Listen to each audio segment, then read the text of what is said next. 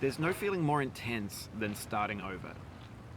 If you deleted your homework the day before it was due, as I have, or if you left your wallet at home and you have to go back after spending an hour in the commute.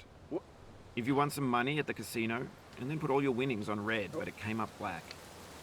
If you got your best shirt dry cleaned before a wedding and then immediately dropped food on it. If you won an argument with a friend and then later discovered that they just returned to their original view. Starting over is harder than starting up. If you're not ready for that, like if you've already had a bad day, then what you're about to go through might be too much. Feel free to go away and come back. I'll be here. Alright, thanks for coming with me on this trip.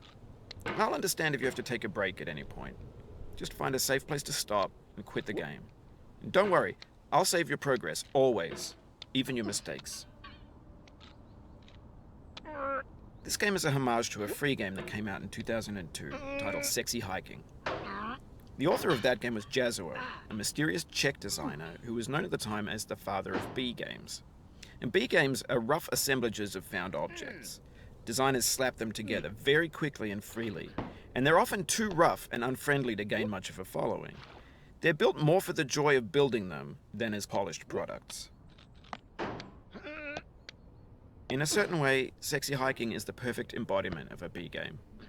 It's built almost entirely out of found and recycled parts, and it's one of the most unusual and unfriendly games of its time.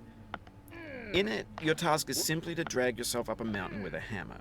And that act of climbing, in the digital world or in real life, has certain essential properties that give the game its flavor. No amount of forward progress is guaranteed. Some cliffs are too sheer or too slippery. And the player is constantly, unremittingly in danger of falling and losing everything. Anyway, when you start Sexy Hiking, you're standing next to this dead tree that blocks the way to the entire rest of the game. It might take you an hour to get over that tree, and a lot of people never got past it. You prod and you poke at it, exploring the limits of your reach and your strength, trying to find a way up and over. And there's a sense of truth in that lack of compromise. Most obstacles in video game worlds are fake. You can be completely confident in your ability to get through them once you have the correct method or the correct equipment or just by spending enough time. In that sense, every pixelated obstacle in Sexy Hiking is real. The obstacles in Sexy Hiking are unyielding, and that makes the game uniquely frustrating. But I'm not sure Jazzuo intended to make a frustrating game. The frustration is just essential to the act of climbing, and it's authentic to the process of building a game about climbing. A funny thing happened to me as I was building this mountain. I'd have an idea for a new obstacle, and I'd build it, test it, and it would usually turn out to be unreasonably hard.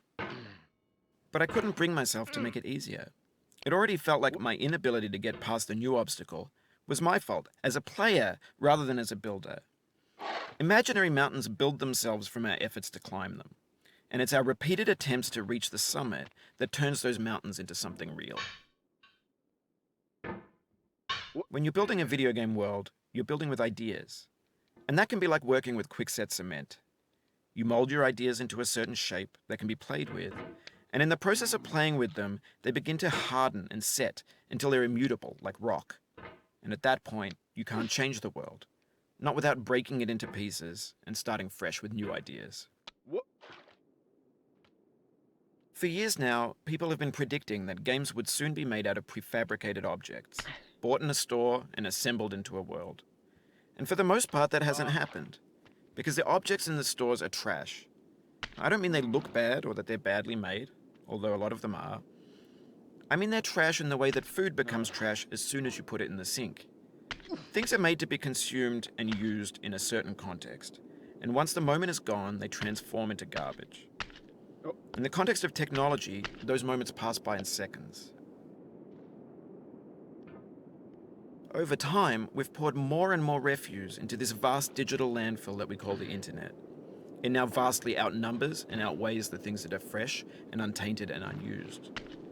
When everything around us is cultural trash, trash becomes the new medium, the lingua franca of the digital age.